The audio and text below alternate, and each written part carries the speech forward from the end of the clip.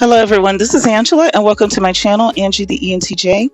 Please be sure to like, subscribe, comment, and click on the notifications bell so that you'll know whenever I upload any new content. You all, I apologize for my voice quality up front. I'm dealing with allergies. I'm currently in Colorado, in Denver, and there's something that's getting to me. But anyway, thank you for your patience. So, this video is going to be brief, but basically, it is to show you that the reason why the numbers 304 and 16 are associated with prostitution and pimping, it's not because of a calculator or a letter placement in an alphabet. It is because of the grade of steel metal that is used in the creation of a chastity cage. Now, before I go any further, bit of disclaimer here. This is a safe space. People have different lifestyles and such, and I am by no stretch of the means attempting to shame those alternative lifestyles as I share the true origins of the phrase 304 as an attempt to de-escalate its usage, which has been weaponized as a way to describe Black women in particular as prostitutes. And this has grown on to include women in general. And that's usually how the bullcrap goes, to be honest with you. First, they beat down the Black woman, and once they've finished beating her, then they proceed to beat others using the same exact device. So, going back to the real origins of the phrase 304, as you can see, it says here, for the chastity cage that is on sale from the Amazon website, that this is a device that is made from real 304 metal. You see, what I researched, 304 metal is like anti-corrosive, and so is 316 metal. So it's not just a coincidence that a chastity cage is made from these types of metals, and also that 304 and 16 are numbers that are used to substitute for phrases that are related to sexual activities. See, and that's what brings me to saying that the people that are calling women 304s, they are actually the real 304s, and they have been all the while. And like I said, additionally, 316 is a type of anti-corrosive metal that is a higher grade than the 304 version of the metal. And coincidentally, now I need you to understand the line of reasoning here. A person who is referred to as a 304 happens to be a lower grade than someone who's referred to as a 16, because the 304 is representing the prostitute and the 16 is representing the pimp.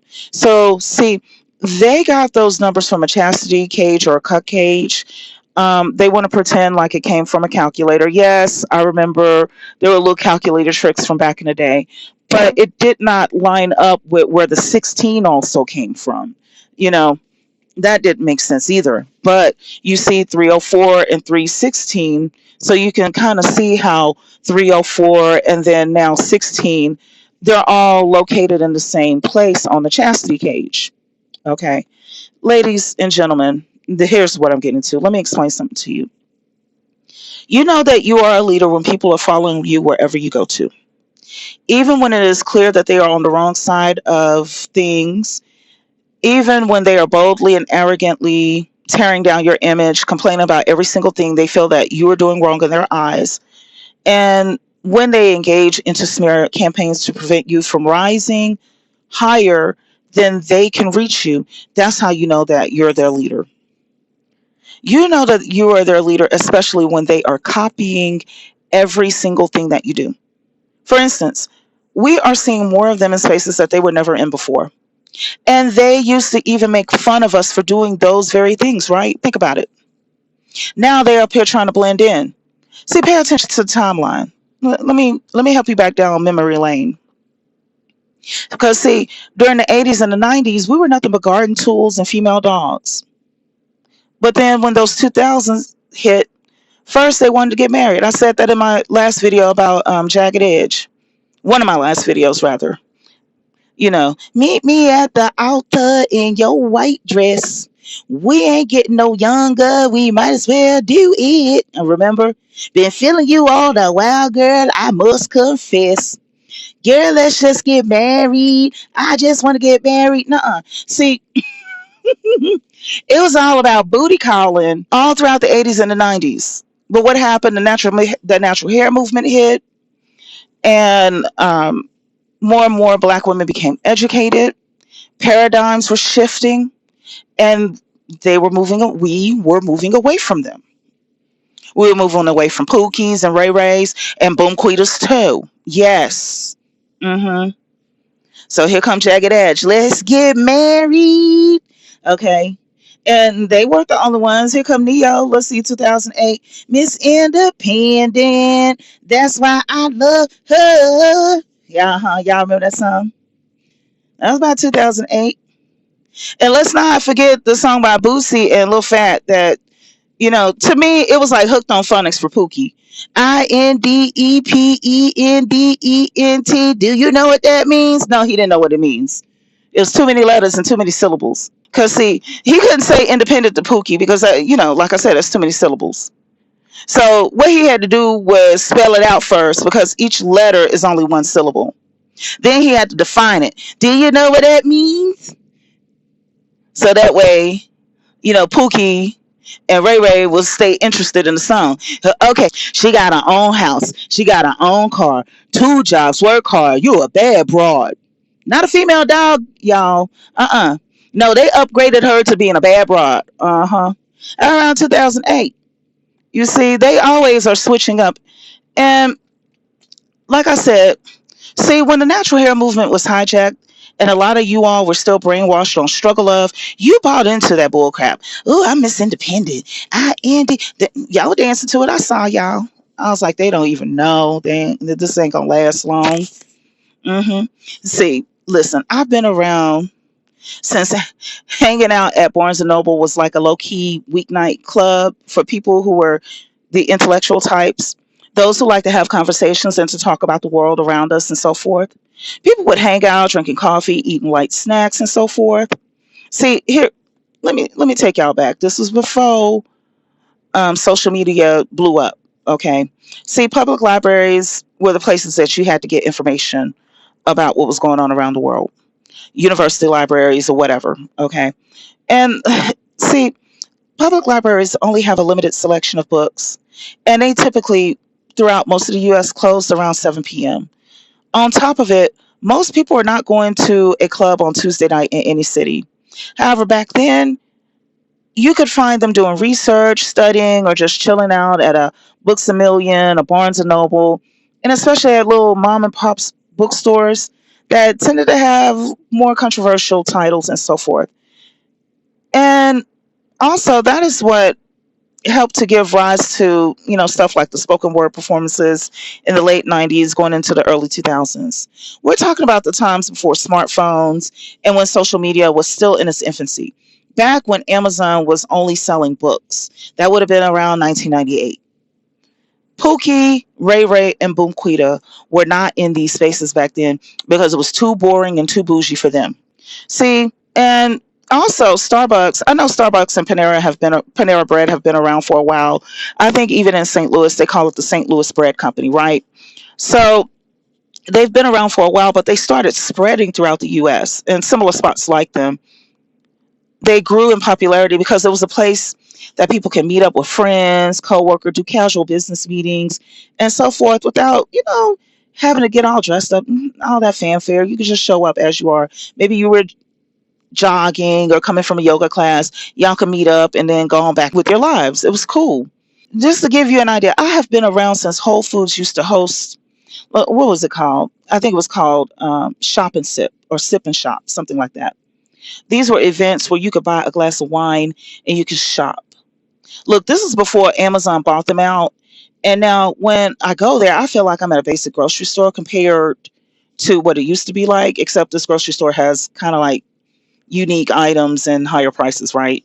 So, see, like I said, some Whole Food locations had a shop and sip where you could, for a fee, sample some of the local wines. Listen, good luck finding a parking spot in the Whole Foods parking lot on a day that they had a shop and sip. Because first of all, it would begin somewhere like 4 p.m. on a like Tuesday or Wednesday, something like that, right?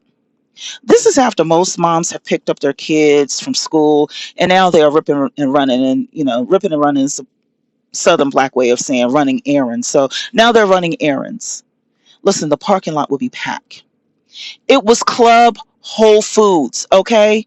Because you can sample, a glass of wine from a local brewery, right? Mm-hmm. While shopping. So listen, like I said, normally, people who are running the errands and doing the grocery shopping is going to be like the wife, the mother in a household, so on and so forth. That's typically the case. Listen, I saw suburban couples showing up, especially husband and wife with their young kids. Hmm. And the kids will be in the basket. They had brought their kids with their toys to keep them occupied while mom and dad grocery shop together. Hmm. And grocery shop for 2 hours. Most Whole Foods are not so large that you gotta spend 2 hours in there shopping. And they will be eating food from the deli and so forth.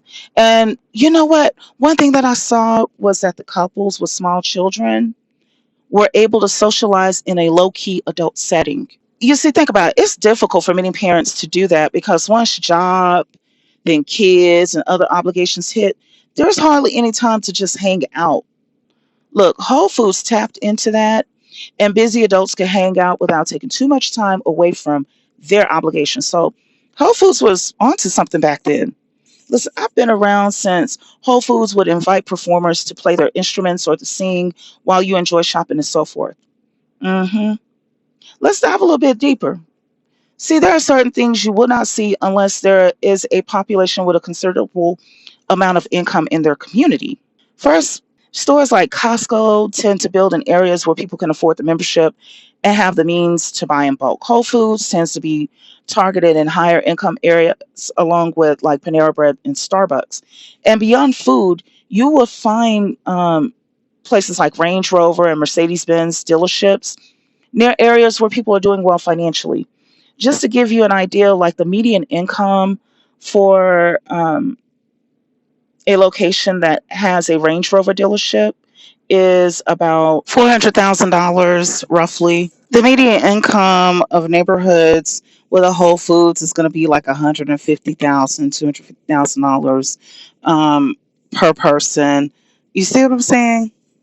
You see, Pookie, Ray Ray, and Bonquita and the other varieties of them, we're not hanging out at a freaking coffee shop on the side of the town where you could find a Range Rover dealership until recently. They thought it was bougie and uncool. Why are you paying $10 for a cup of coffee? I can make it at my house and so forth. And for less than that, I can make 10 cups of coffee for $10. That's the kind of stuff that they used to say to us. So as we moved on with our so-called bougie lives and being able to afford to live near a Starbucks or a Panera Bread, we started having that median income. Here they are showing up in spaces that they've never been to before, and they are bringing their chaos with them. Listen, I've been going to Starbucks and Panera Bread for literally decades, and they're not the only ones, but they're the ones that you find most frequently throughout the country. And I never heard about people fighting at these places until about the past 7 or 8 years. Oh my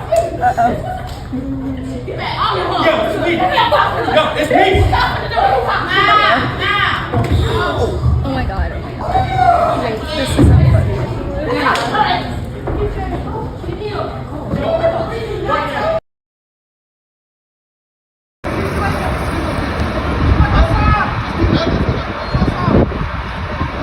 Fighting at Panera Bread.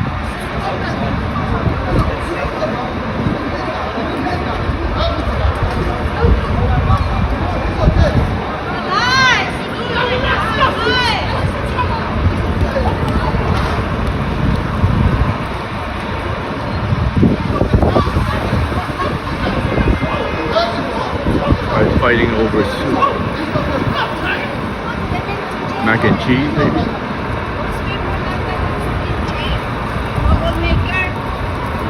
Okay, I'm back. So you see what I'm saying? Now all of a sudden, Pookie and Ray Ray and Buquita want bagels and croissants and caramel macchiatos from Starbucks at full price.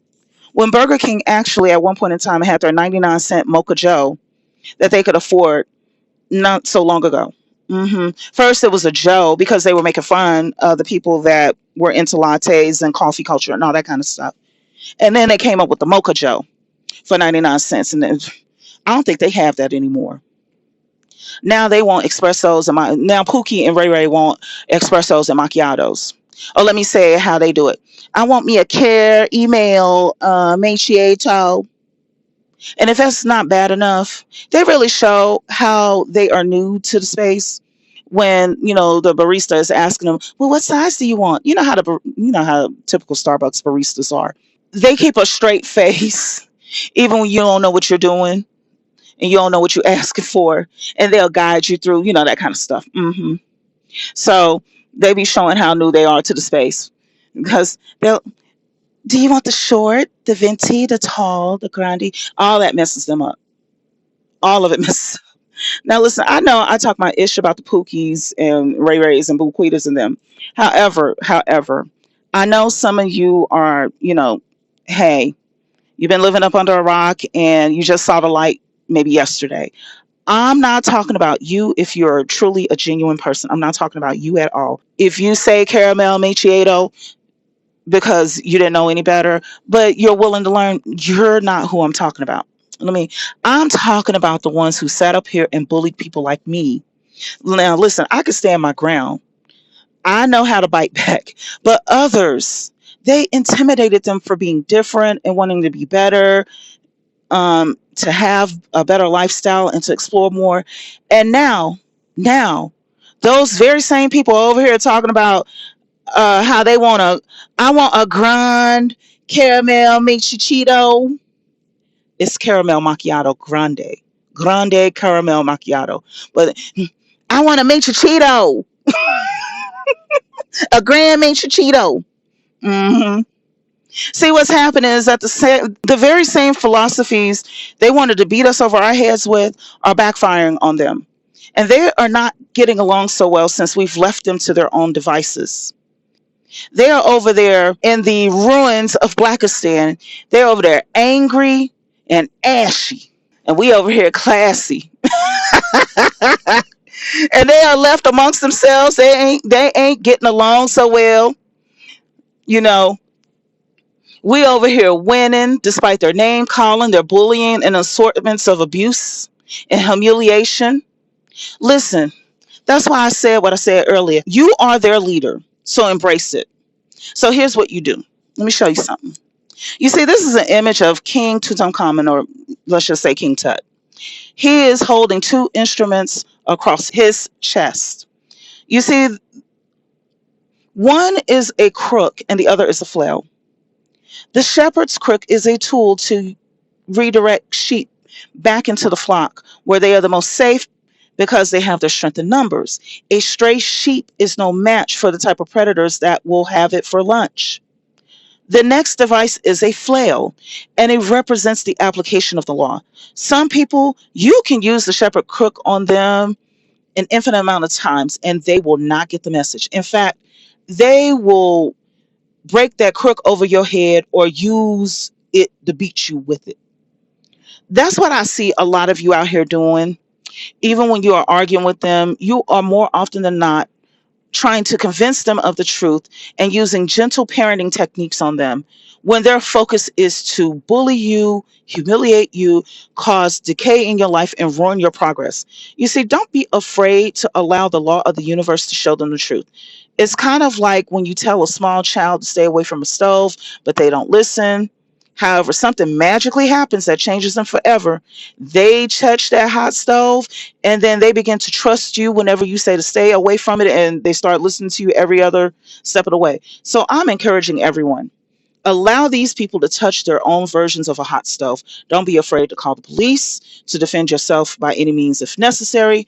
Listen, Black women swirling and divesting made a lot of dusty Black people touch hot stoves because now they are left to live according to their own backwardsness, and it's not working out. Hence why they are over here complaining and throwing smear campaigns while throwing temper tantrums. Things are not working out with their plans to create a new Black community. Remember all of that? That would have been about 2017, 2018. Oh, we just gonna build another Black community with a better woman. Didn't they say that? via the passport brotherhood. And now look at them. Look at them. They're being scoped. Scopolamine, I think that's what it's called. They all up over here getting beat up by their foreign dates, boyfriends and brothers and so on and so forth, gang members. They're going through all of that. Hmm. And now they're engaging in BBL smell campaigns as a way to circle back to Black women. But see, they can't reach us where we are because we're too far away from them. So that's why they feel like they have to bring us down to where they can reach us. I'm always doing research and understanding why people are the way that they are. And I came across the true origins of 304, which is a code phrase for a prostitute, and 16, which is a code phrase for a pimp. And like I said earlier, it came from the type of metal, non-corrosive metal used in constructing their chastity cage. And they were simply being manipulative. So you see, here's why I say so. If it were just 304, then it would be a coincidence, that a chastity cage is made from 304 metal. However, the probability of finding both numbers in one place and the chastity cage, as well as the phrases 304 and 16, which is short for 316, all being related to sexual activity, it's not a coincidence at that point. So we gave them the crook. We tried the gentle parenting techniques with them. But predictably, they escalated even further. So now that they have been exposed for who they are, that they are the real 304s, allow them to interact with justice while you relax and have a great day, possibly with a latte.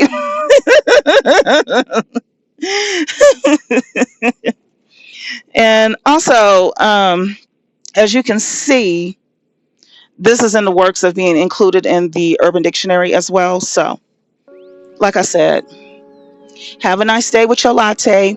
Please be sure to like, subscribe, comment, and click on the notifications bell so that you'll know whenever I upload any new content. Take care until next time.